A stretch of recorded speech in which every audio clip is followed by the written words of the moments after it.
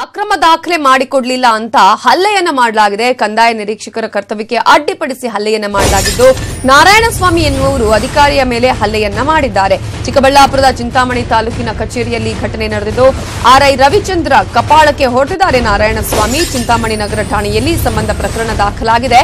ಆರೋಪಿ ಅಲ್ಲಿಂದ ಎಸ್ಕೇಪ್ ಆಗಿದ್ದಾರೆ.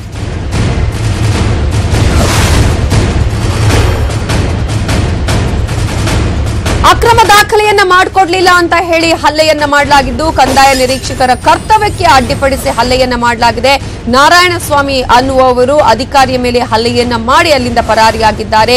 ಚಿಕ್ಕಬಳ್ಳಾಪುರದ ಚಿಂತಾಮಣಿ ತಾಲೂಕು ಕಚೇರಿಯಲ್ಲಿ ಈ ಘಟನೆ ನಡೆದಿದ್ದು, ಆರ್ಐ ರವಿಚಂದ್ರ ಕಪಾಳಕ್ಕೆ ಹೊಡೆದಿದ್ದಾರೆ ನಾರಾಯಣಸ್ವಾಮಿ. ಚಿಂತಾಮಣಿ ನಗರ ಠಾಣೆಯಲ್ಲಿ ಸಂಬಂಧ ಪ್ರಕರಣ ಕೂಡ ದಾಖಲಾಗಿದೆ. ಆರೋಪಿ ಅಲ್ಲಿಂದ ಎಸ್ಕೇಪ್ ಆಗಿರುವಂತಹ ಘಟನೆ ಕೂಡ ನಡೆದಿದೆ. ಕಂದಾಯ ನಿರೀಕ್ಷಕರ ಕರ್ತವ್ಯಕ್ಕೆ ಅಡ್ಡಿಪಡಿಸಿದಂತಹ ಪ್ರಕರಣ ಇದು. ನಾರಾಯಣಸ್ವಾಮಿ ಅನ್ನುವರು ಒಂದು ಅಧಿಕಾರಿಯ ಮೇಲೇನೆ ಹಲ್ಲೆಯನ್ನ ಮಾಡಿರುವಂತಹ ದೃಶ್ಯಗಳನ್ನು ಕೂಡ ನೀವು ಈಗಾಗಲೇ ಗಮನಿಸಬಹುದು.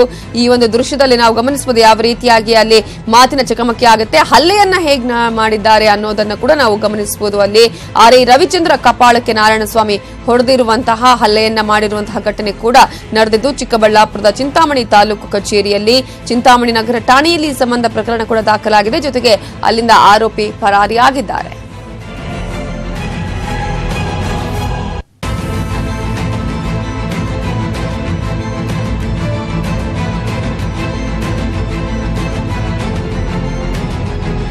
ಅಕ್ರಮ ದಾಖಲೆಗಳನ್ನ ಮಾಡಿಕೊಡ್ಲಿಲ್ಲ ಅಂತಾನೆ ಇವರು ಈ ರೀತಿಯಾಗಿ ಗೂಂಡಾಗಿರಿಯನ್ನ ಮಾಡಿರೋದು. ನಾರಾಯಣಸ್ವಾಮಿ ಅನ್ನುವವರಿಂದ ಅಧಿಕಾರಿಯ ಮೇಲೆ ಹಲ್ಲೆಯನ್ನ ಮಾಡಿರುವಂತಹ ದೃಶ್ಯಗಳನ್ನ ಕೂಡ ನೀವು ಈಗಾಗಲೇ ಗಮನಿಸ್ತಾ ಇದ್ದೀರಿ.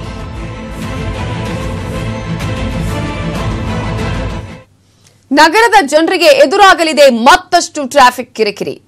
ರಾಜಧಾನಿಯ 2 ಪ್ರಮುಖ ಮೇಲ್ಸೇತುವೆಯ ಕಾಮಗಾರಿ ಹಿನ್ನೆಲೆಯಲ್ಲಿ ಮೇಲ್ಸೇತುವೆಯ ರಸ್ತೆಗಳು ಹಲವು ತಿಂಗಳುಗಳ ಕಾಲ ಬಂದ್ ಆಗಲಿದ್ದು, ವಾಹನ ಸವಾರರು ಟ್ರಾಫಿಕ್ ಸಮಸ್ಯೆಯನ್ನ ಎದುರಿಸಲಿದ್ದಾರೆ. ಮಡಿವಾಳದಿಂದ ಎಲೆಕ್ಟ್ರಾನಿಕ್ ಸಿಟಿ ಸಂಪರ್ಕಿಸುವ ಎಲಿವೇಟೆಡ್ ರಸ್ತೆಯ ವಾರ್ಷಿಕ ಕಾಮಗಾರಿ ಕೈಗೆತ್ತಿಕೊಂಡಿರುವ ಹಿನ್ನೆಲೆಯಲ್ಲಿ 3 ತಿಂಗಳ ಕಾಲ ಆ ರಸ್ತೆಯಲ್ಲಿ ಟ್ರಾಫಿಕ್ ಸಮಸ್ಯೆ ದೊಡ್ಡ ತಲೆನೋವಾಗಲಿದೆ.